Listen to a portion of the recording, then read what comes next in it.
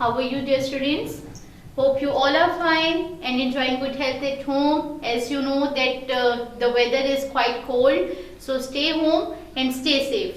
And today we are going to start unit number 11, a horse called lightning. A horse called lightning. What comes to your mind when you listen to the topic? आपने जब ये topic सुना तो क्या mind में आता है? तो ये चैप्टर किस बारे में है? A horse. The theme of the chapter is animals. ये एक एनिमल के बारे में है, लेकिन ऐसा नहीं है. This is a story. A horse called lightning. Horse जो है, अब देखते हैं उसे lightning क्यों कहा गया और उसका नेम क्या है. So coming to the topic, unit number 11, the text type is narration. Narration क्या होता है? स्टोरी है, ठीक है. It is quite interesting story. और अगर आप इस चैप्टर में देखेंगे, जब हम स्टार्ट करेंगे तो आपको इसमें डिफरेंट न्यू वर्ड्स, वोकैबुलरी आपकी एनहेंस होगी. So first of all what you have to do, you have to bring out your books, text books of class 6, unit number 11 on page number 128. So take out your pencils and start reading the text thoroughly with me, so that you could be able to answer the comprehension question answers at the end of the chapter. So coming to the topic, what you're gonna learn. So learning outcomes are read and understand narrative. Narrative means narration है, एक story है, आप इसको read करेंगे. You will be able to understand or read. Identify character traits and write sketches. आपकी book में level 3 में आपको एक टास्क दिया गया है और एंड पे राइटिंग जो पोर्शन है उसमें आपको फिर एक स्टोरी लिखनी होती है. अब आप रीड करेंगे और आपने पीछे भी बहुत सारे नरेशंस वाले टेक्स्ट रीड किए होंगे और फिर आपको इससे अंदाजा हो गया होगा कि स्टोरी कैसे लिखती है. Story must be written in past tense, हमेशा पास्ट टेंस में लिखी जाती है और पास्ट के ही जो आगे फर्दर डिफरेंट टाइप्स हैं वो यूज होती हैं स्टोरी राइटिंग में, ठीक है. एंड समटाइम्स फ्यूचर, और अगर फ्यूचर भी यूज करते हैं अगर कोई विश करनी हो तो.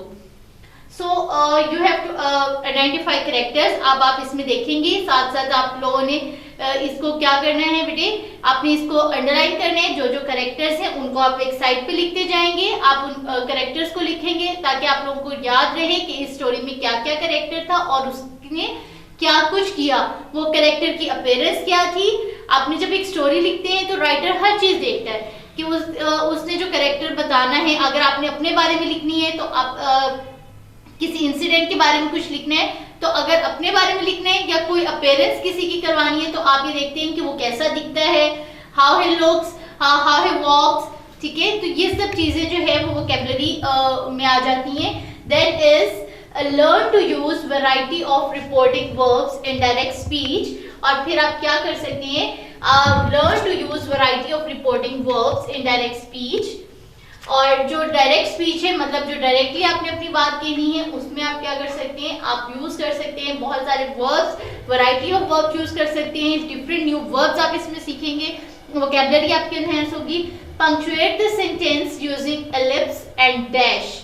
हम पंक्चुएशंस पढ़ेंगे. पंक्चुएशंस आपने ऑलरेडी पढ़ी हुई हैं. There are 14 different types of punctuations और उन पंक्चुएशंस में आज जो दो पंक्चुएशन मार्क हम डिस्कस करने वाले हैं, that is dash and ellipse.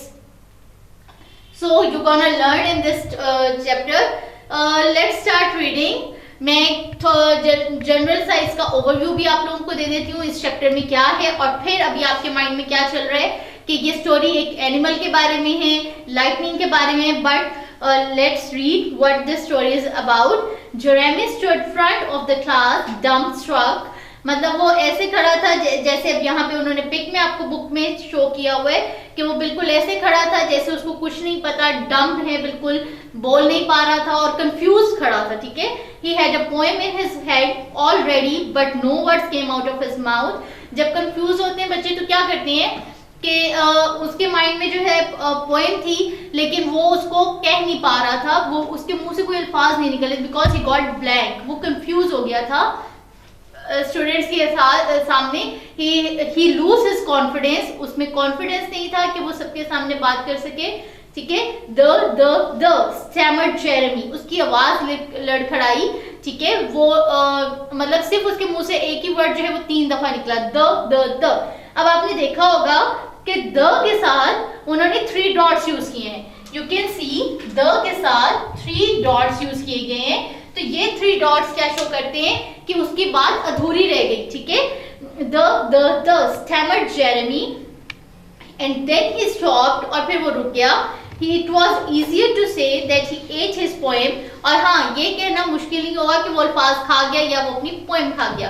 तो चैप्टर का नाम है अ हॉर्स कॉल्ड लाइटनिंग, लेकिन स्टोरी यहाँ पे बता रही है जेरेमी की, एक बॉय की बता रही है that was in his class, और वो क्लास में अपनी स्टोरी अपनी पोएम भूल गया, ठीक है। तो अब आप देखें कि इसमें हॉर्स का जिक्र क्यों आया, तो इसलिए आया फिर जब उसकी टीचर ने कहा I didn't do it miss Parker, उसने अपनी टीचर को कहा कि मैं ये नहीं कर सकता, मर्मर्ड जेरेमी, मर्मर्ड, अब ये वैरायटी ऑफ वर्ब्स हैं, ठीक है, डायरेक्ट स्पीच के वर्ड्स हैं, first word is murmured, stammered,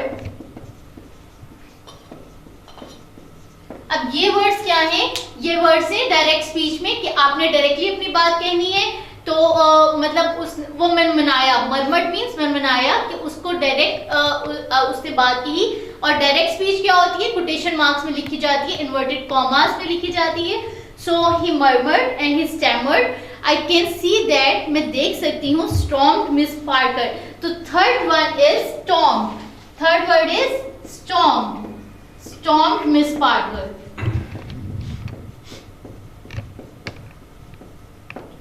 ठीक है। अब इसमें स्टॉर्म क्या है, स्टॉर्म फिर वही जो है वो रिपोर्टेड स्पीच में वर्ब यूज किया गया है, स्टॉर्म। नेक्स्ट इज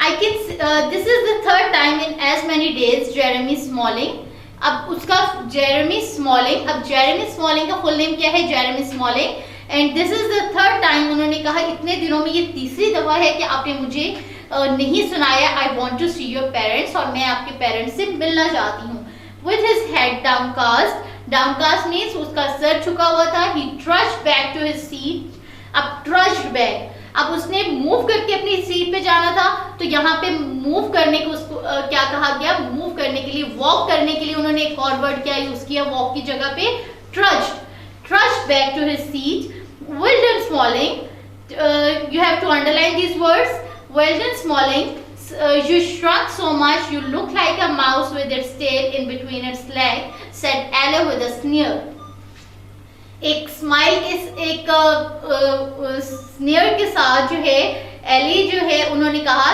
कि यू श्रंक सो मच, कि आप इतने श्रिंक हो गए हो, आप इतने, वो जल्दी से भागा, वो अपनी जगह पे तेजी से चल के अपनी सीट पे गया, और फिर उसे कहा कि विद जैसे पे, और उसको एग्जांपल दी, यहाँ पे सिमिली यूज की, उसका कंपैरिजन किया गया, जेरेमी का किसके साथ कंपैरिजन किया, एक माउस के साथ कंपैरिजन किया, कि बिल्कुल उस चूहे की तरह कि जिसकी जो टेल है वो उसके लेग्स में होती है, और वो जल्दी से अपनी श्रिंक होके वो जल्दी से अपनी जगह पे चला गया, ठीक है। Just Smalling, you are so tiny it's pathetic, laugh Tina, और फिर इसी तरह दूसरे बच्चों ने भी क्लास के मजाक उड़ाना उसका शुरू कर दिया, making fun of him, started making fun of him, और फिर उन्होंने कहा yeah and you are so tiny और इट्स सो पैथेटिक, मतलब ये इतनी बुरी हालत थी और आप इतने छोटे से लग रहे थे। किस चीज से कंपैरिजन किया उसका, सिमिली यूज की, लाइक और एज जो है वो ये इसीलिए होते हैं कि उन्होंने सिमिली यूज की। एंड एले the resident school bully sat behind him, एले the resident school bully sat behind him, और वो एले के पीछे बैठ गया।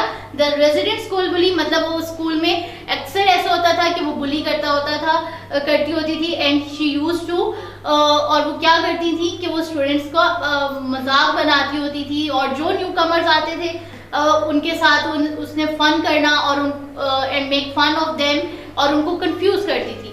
Ever since he started school, she had taunted him, और जब से उसने स्कूल स्टार्ट किया था जेरेमी ने, तो उसने क्या किया, उस पर तंज करना शुरू कर दिया, उसके साथ मजाक करना शुरू कर दिया, और फिर and made fun of his surname, और इवन के सबसे ज्यादा मजाक उसका किस चीज का बनाया, उसके सरनेम का, उसके फादर नेम का, स्मॉलिंग, तो स्मॉलिंग को उसने ऐसे लिया, उसको बार बार ये कहना कि छोटा है, टाइनी है, ठीक है, इस वजह से, और फिर उसको किस चीज से कंपैरिजन किया, माउस से कंपैरिजन कर दिया उसका, ठीक है।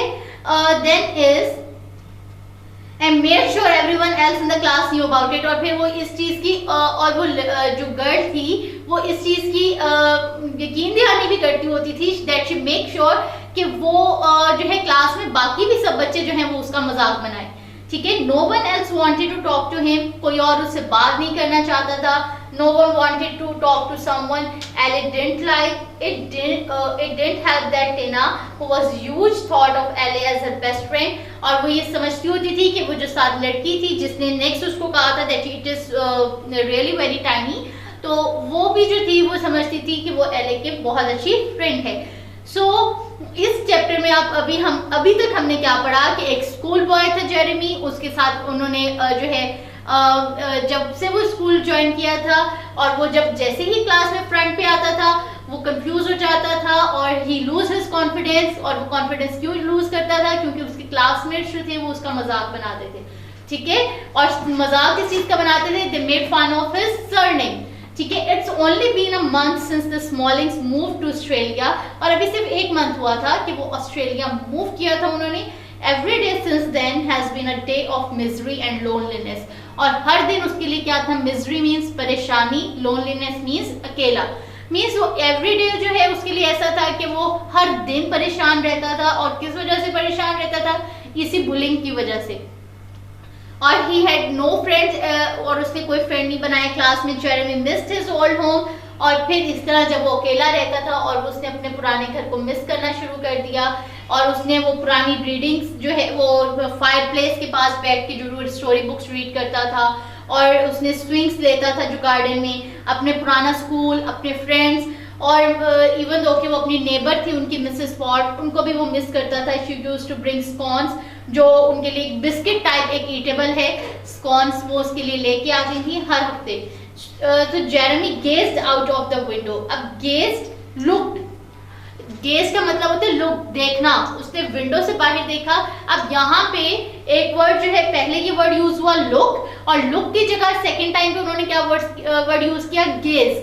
तो बेटे स्टोरी को इंटरेस्टिंग बनाने के लिए जब आप लोग भी स्टोरी लिखते हैं तो मैंने पहली चीज क्या बताई कि what you have to do, first of all आपने उस स्टोरी के लिए आपने क्या करना है कि फर्स्ट ऑफ ऑल आपने उस स्टोरी में को इंटरेस्टिंग बनाने के लिए उसके कैरेक्टर्स प्लॉट करनी है कि क्या कैरेक्टर है, उस कैरेक्टर को डिस्क्राइब करना है, और फिर उस कैरेक्टर को डिस्क्राइब करने के साथ साथ आप क्या कर सकते हैं, when you will describe the character, तो आप साथ में उसको ये भी उसके साथ वोकैबुलरी जब आप लिखते हैं तो इस तरह एक ही वर्ड को बार बार यूज नहीं करना, ओवर यूज नहीं करना, आप उसकी जगह कोई न्यू वर्ड ले लेते हैं लेकिन उसका मीनिंग एक ही हो, ठीक है। मतलब जैसे लुक है, अब उन्होंने लुक जो है इसका मीनिंग है देखना, look means to C,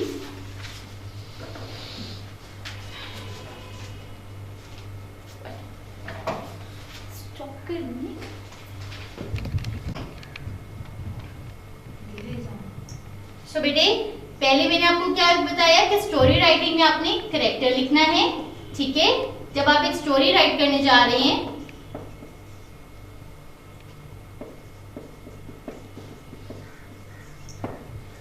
character लिखेंगे, फिर उसके बाद आपने उसके लिए जो उस कैरेक्टर को डिस्क्राइब करना है, beginning of the story, plotting of the story. और मैं भी आपको बताने जा रही थी कि जो वर्ड हम यूज कर रहे हैं गेज्ड, ठीक है। अब गेज का मीनिंग है लुक, देखना, तो आप कहीं पे ये वर्ड यूज ग्लेयर्ड, इसका भी मीनिंग यही है देखना, ग्लैंस्ड, ये भी इसका भी यही मीनिंग है देखना। तो बेटे सी, ये डिफरेंट वर्ड्स हैं जो कि हम यूज कर सकते हैं बार बार, इसके बजाय कि हम बार बार सिर्फ एक ही वर्ड यूज करें, बार बार हम कहें ही लुक, सो उसकी जगह आप यूज कर सकते हैं, कहीं पे आप ही लुक, कहीं पे ही गेज्ड, कहीं पे ही ग्लेयर्ड। तो this is called the variety of vocabulary in the reporting speech, ठीक है। उसके बाद Jeremy himself at his old house, और फिर जब उसने खिड़की खोली और उसने खुद को इमेजिन किया कि वो अपने पुराने घर पे है, he thought of the smell of Mrs. Potts baking, और उसने क्या कि जो मिसेस पॉट्स उनकी नेबर बेक करती थी, खुशबू आती थी, तो उसने उसके बारे में सोचा। अब यहाँ पे भी देखें बेटे, नेक्स्ट पे भी उन्होंने क्या यूज किया, फिर यूज किया ठीक है। अब यहाँ सेकेंड टाइम जो है उन्होंने क्या यूज किए, एलिप्सिस यूज किए, ठीक है। और ये एलिप्सिस मींस कि वो फिर अटक जाता था और अपनी बात जो है वो कंप्लीट नहीं कर पाता था, ठीक है। Nothing miss Parker. अब जेरेमी उनकी टीचर ने जो है उसको जोर से जो है शाउट करके बुलाया, ठीक है, Jeremy, and then he again he start stammering, और फिर से वो अटकना शुरू हो गया, उसकी जुबान लड़खड़ाने लग गई, और मींस कि उसमें कॉन्फिडेंस नहीं बिल्ड हो रहा था। And Indeed you will stand for the rest of the lesson. और फिर टीचर ने कहा कि आप बाकी सारे लेसन के लिए आप खड़े रहेंगे क्लास में, and I will make sure your parents here of this. और मैं ये चाहती हूँ कि आपके फादर, और मैं इस चीज की पूरी कोशिश करूंगी कि आपके फादर जो हैं, आपके मदर फादर जो हैं, पेरेंट्स आपके इस बात को सुने। Jeremy stood up and turn back to his book. वो खड़ा हो गया और उसने अपनी बुक की तरफ दोबारा देखना शुरू कर दिया। That just made this day worse. और फिर इस तरह उसका वो दिन बुरा गुजरा, ठीक है। अब यहाँ तक तो आपने ये स्टोरी पढ़ ली। फिर नेक्स्ट जो है उसके बाद क्या होता है कि जेरेमी जो है today when they wondered why he could not simply adapt to the place after all, especially he tell his parents, और वो चाहता था how could he tell his parents that he hated this place, और वो ये चाहता था कि वो अपने पेरेंट्स को बता सके वो किस तरह उस जो है वो कैसे उन्हें बताए कि वो कितने उसे ये जगह बुरी लगती है, especially when his father finally got the job he wanted here। और सिर्फ इसलिए और खास वजह ये भी है, वो इसलिए भी बताने से डरता था कि उसके फादर जो हैं वो चाहते थे कि उन्हें ये इस जगह पे जॉब मिल जाए, ठीक है। His parents could not understand, they wondered why he could not simply adapt to the place। और उसके पेरेंट्स भी परेशान थे कि वो क्यों इस जगह से जो है फेमिलियर नहीं हो रहे, इस जगह पे क्यों उसका दिल नहीं लग रहा है। Today would make it the second time this week that Miss Parker would have called his parents। और आज वीक में दूसरी दफा था कि उनकी टीचर ने उनके पेरेंट्स को स्कूल में बुलाया था to complain about him। His parents had been furious with him for skipping classes the last time। और उसके पेरेंट्स परेशान थे कि वो क्लासेस स्किप कर रहा था, and this next infringement would get him a caning for sure. That was all that was on his mind. और ये सब उसके माइंड में था, ठीक है। The bell rang, break time हुआ, and Jeremy felt splitter on the back of his neck. और उसने अपने नेक पे कुछ पॉइंटेड जो है वो फील किया। See you at the playground smiling, hissed Elle. और मीन्स उसने आहिस्ता आवाज में एले ने कहा कि अब आपको प्लेग्राउंड में देखते हैं, you would better bring our money, और तुम्हें हमारे पैसे लेके आने चाहिए थे। That was all he needed. Another day of Elle and Tina. He wished he could be an ostrich and bury his head in the sand। और फिर वो ये सोचता था कि काश वो एक ऑस्ट्रिच होता और वो अपना सर जो है वो उसमें सैंड में रेत में दबा लेता।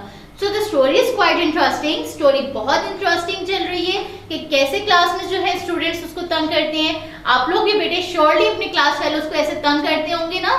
और फिर आप इससे देखें कि इसके नुकसान क्या है, कि ये बहुत बुरी हैबिट है। इससे आपका फ्रेंड जो है वो क्लास में अपना कॉन्फिडेंस लूज कर लेगा और वो फिर इस तरह डिफरेंट एक्टिविटीज में आगे नहीं आएगा, ठीक है। He would not have to face them that way।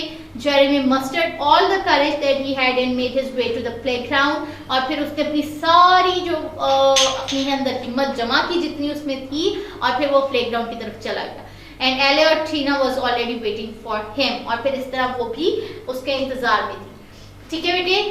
That was this chapter. अब मैं जल्दी से इस चैप्टर को सम अप करूंगी because the time was short. And we are next उसके साथ क्या होता है मैं जल्दी से थोड़ा सा आपको उर्दू में बता देती हूँ कि लाइटनिंग जो है वो एक हॉर्स का नेम है बेटे। Horse called lightning. आपको टॉपिक से भी पता चल रहा होगा कि लाइटनिंग जो है वो एक हॉर्स का नेम है। जब वो जाता है वहां से, ठीक है, जब वो उसके एले और टीना की वजह से वो शिव कांप रहा होता है, जिस तरह वो उसको डराती हैं और जिस तरह उसके साथ वो पेश आती हैं। और फिर इस तरह वो क्या होता है कि वो अकेला रहने लग गया था, मैंने आपको बताया था। और फिर एक ऐसा हुआ जैसे ब्रेक ओवर हुई and he dragged himself to the stables for the next lesson, और वो फिर अपने आप को खींचता हुआ एक अस्तबल की तरफ ले गया, ठीक है। और फिर वहां पे उसने क्या देखा, वहां एक हॉर्स था, और जैसे ही वो उसमें गया, एक ब्राउन स्टैलियन हॉर्स, स्टैलियन एक टाइप ऑफ हॉर्स है, ठीक है। और the instructor was explaining the safety regulations to the class, और जो उनके इंस्ट्रक्टर थे वो उन्हें हॉर्स राइडिंग के लिए इंस्ट्रक्शंस दे रहे थे, और इस तरह उसने भी इंस्ट्रक्शंस ली, और फिर इस तरह उसका एक कनेक्शन बन गया उस क्रिएचर के साथ, लाइटनिंग के साथ। और लाइटनिंग जो है, और उसके साथ भी सेम यही सब पेश हुआ था, यही इंसिडेंट्स उसके साथ हुए थे कि उसके भी जो बाकी मेट्स थे, बाकी जो हॉर्सेस थे स्टेबल में, वो उसका मजाक बनाते होते थे, and they took there turns. और इस तरह इन्होंने बच्चों ने जो थे, स्टूडेंट्स जो थे, क्लास फेलोज जो थे, वो उन्होंने वो उस हॉर्स राइडिंग की, and the Smalling wants to sit on the Lightning, और फिर इस तरह उस बात को भी उसकी जो है वो उन्होंने मजाक बनाया। लेकिन फिर क्या हुआ कि then the students enjoy the horse riding, और फिर इस तरह के अब उस लाइटनिंग ने अपने फ्रेंड का, हॉर्स ने जो है वो अपने फ्रेंड का जो है वो कहते हैं रिवेंज लिया एले से। और आप ये स्टोरी पूरी रीड कीजिएगा बेटे, and I hope you will gonna understand and you gonna enjoy the story. आपको बहुत मजा आएगा, क्योंकि नेक्स्ट पेज पे देखिए जो फ्यू क्लिप्स आप देख रहे हैं, जिसमें देखिए हॉर्स जो है, लाइटनिंग जो है वो बहुत फास्ट है, ठीक है, ही इज रनिंग फास्ट। और फिर नेक्स्ट में क्या होता है कि एली नीचे गिर जाती है। सो बेटे ये स्टोरी जो है बहुत इंटरेस्टिंग होने वाली है। मैं इसको सम अप कर रही हूँ कि इसमें जो आपको जो इस चैप्टर का मेन जो था पॉइंट वो मैंने आपको डिस्कस किया। और ये स्टोरी अब आप मुझे जल्दी से रिव्यू अगर देते हैं तो मुझे बताएं ये स्टोरी कहाँ प्लॉट की गई। ये स्टोरी एक क्लासरूम में प्लॉट की गई थी, एक स्कूल में प्लॉट की गई, बेसिकली एक स्कूल में, फिर एक क्लासरूम का व्यू उन्होंने बताया। इस तरह जब आप खुद भी स्टोरी राइटिंग करती हैं तो आपने पहले क्या बताना है, फर्स्ट ऑफ ऑल आपने उस जगह को बताना है, डिस्क्राइब करना है जिस जगह पे ये हो रही है स्टोरी। फिर इंसिडेंट्स वन बाय वन जो है आपने डिस्कस करने हैं कि करेक्टर आपने डिस्क्राइब करना है, फिर उसमें एक ही वर्ड जो है वो अगेन एंड अगेन रिपीट ना हो, ठीक है। So this is all about the text. अब आपने क्या करना है, what you have to do is to you have to solve the comprehension, reading comprehension. The level 1 में जो है वो basic and literal information है regarding the text, जो कुछ आपने text में पढ़ा वो आपने इसमें लिखना है। And then is level 2 में अब who is the main character of the story, उसकी appearance क्या थी, name बताना है और फिर nature भी बतानी है। तो main character क्या है स्टोरी का, Jeremy, the school boy who lost his confidence in front of the classmates। तो आपने क्या बताना है कि मेन कैरेक्टर क्या है, वो दिखता कैसा था, वो बिल्कुल शाय दिखता था ना, तो आपने उसको डिस्क्राइब करने, ठीक है। Next is vocabulary. मैंने अगेन एंड अगेन वोकैबुलरी को बेटे डिस्कस किया पेज नंबर 136 पे। अब उन्होंने क्या कहा कि समटाइम्स हम एक वर्ड जो है वो यूज करते हैं, ओवर यूज करते हैं अगेन एंड अगेन, तो आप उन वर्ड्स को जो है वो अगेन एंड अगेन यूज करने की बजाय आप ऐसा कर सकते हैं कि उन वर्ड्स की जगह आप डिफरेंट वर्ड्स यूज कर लें। अब फॉर एग्जांपल मैंने आपको जैसे बताया गेज के लिए कि लुक की जगह अगर आप वर्ड यूज कर लें गेज, ग्लेयर, तो अगेन एंड अगेन एक वर्ड जो है वो यूज नहीं होगा और इसकी जगह डिफरेंट वर्ड्स आप यूज कर सकते हैं। फॉर एग्जाम्पल आपकी बुक में फर्स्ट वर्ड दिया हुआ है वॉक। अब मैंने वॉक की जगह एक जगह मैंने आपको पढ़ के सुनाया था आपको कि स्ट्रोड यूज किया उन्होंने, ठीक है। और फिर अदर वर्ड्स टू रिप्लेस, और एक और वर्ड भी आप यूज कर सकते हैं, ट्रेड, चलना, hike. Then is looked, look के लिए भी आपकी स्टोरी में यूज हुआ गेस्ट, और फिर आपने इसके अलावा आपने खुद भी ऑप्शंस देनी है तो आप उसमें यूज कर सकते हैं गेस्ट के अलावा ग्लेयर, ग्लैंस, ग्लिम्स।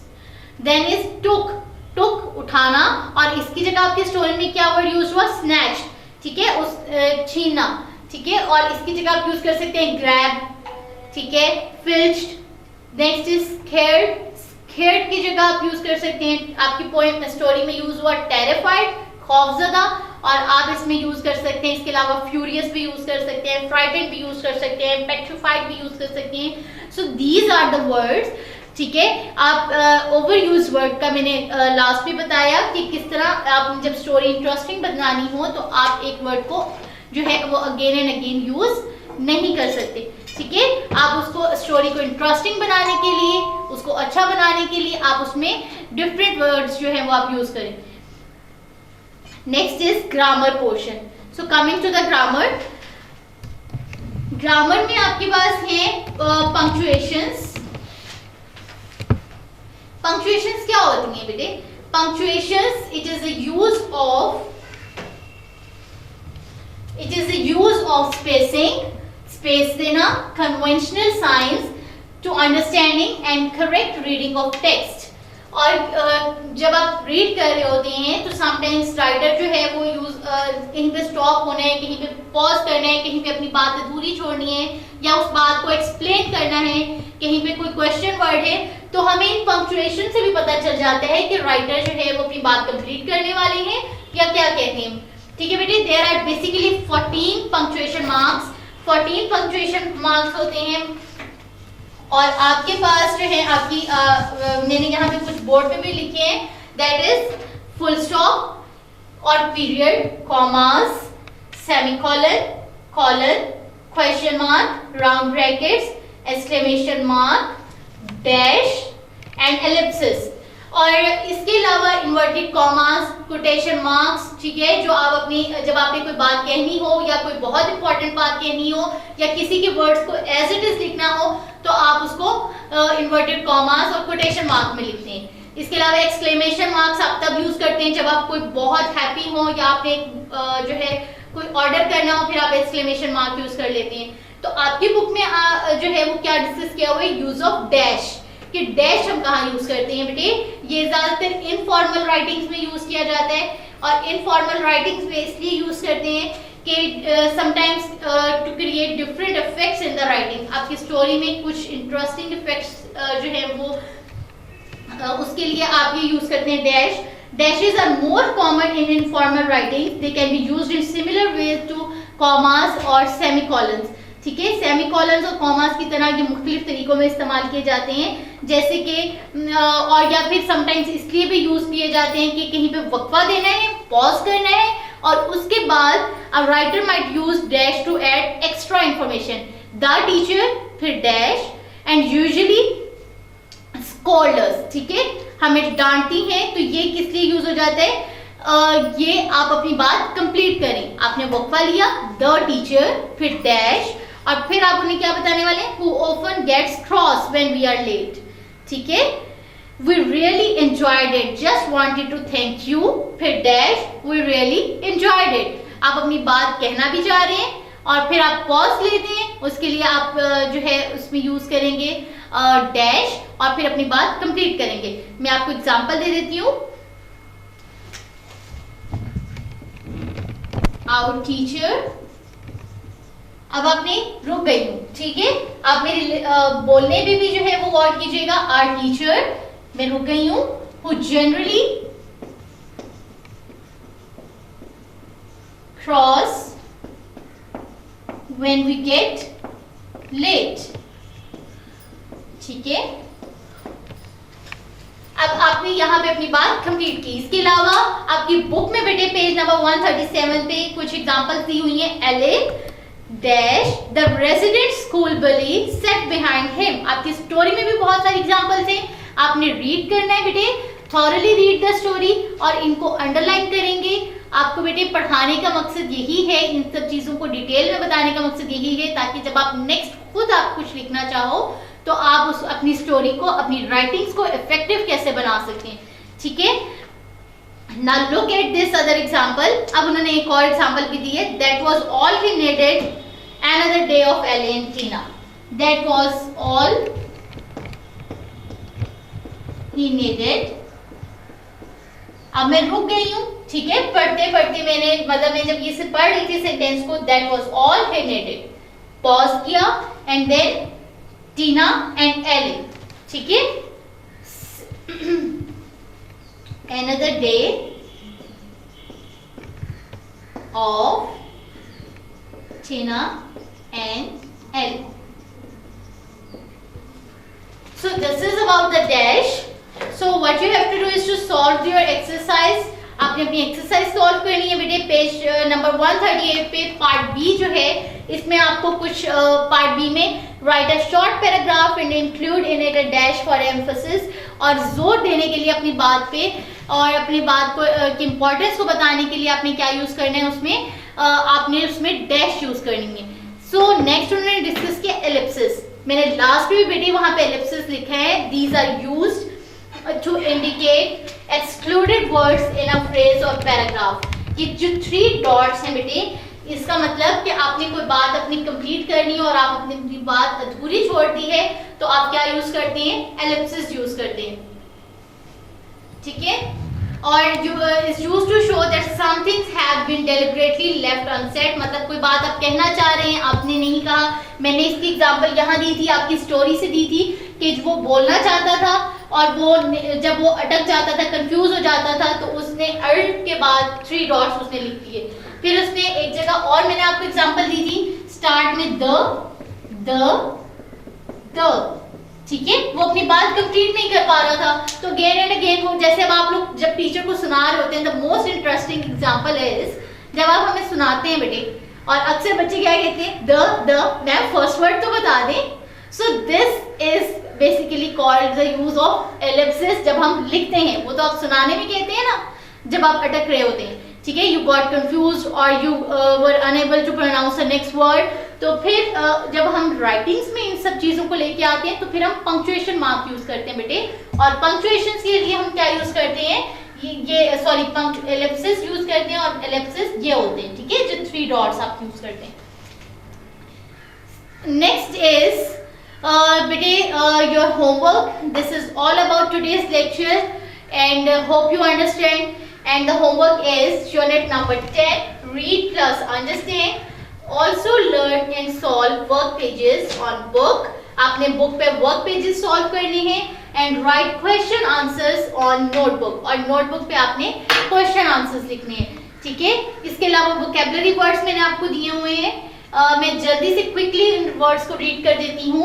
रेन यहाँ पे इसका मतलब है, ये जो घोड़े की जो बाग होती है, इसको कहते हैं रेन, लगाम को कहते हैं क्लिंगिंग, स्टैमर्ड, स्ट्रोड मींस चलना, वॉक करना, terrified, and these are the vocabulary words, new words in your story. And what you have to do, अपनी वोकैबुलरी एनहांस करनी है आपने, और ये गोल्डन टाइम जो है आपके पास, अभी इस टाइम वेकेशन है, आपने अपनी स्टडीज को इग्नोर नहीं करना बेटे, इनको आपने क्या करना है, you have to find out the synonyms and antonyms of these words and also make sentences. इनके सेंटेंसेस भी आपने बनाने हैं ताकि आपकी वोकैबुलरी एनहांस हो, आपको न्यू वर्ड्स जो हैं और भी न्यू वर्ड्स मिले। So this is all about the today's lecture. Take care of yourself and solve the exercises, and बेटे स्टडीज को इग्नोर नहीं करना। Thank you very much. अल्लाह हाफिज़।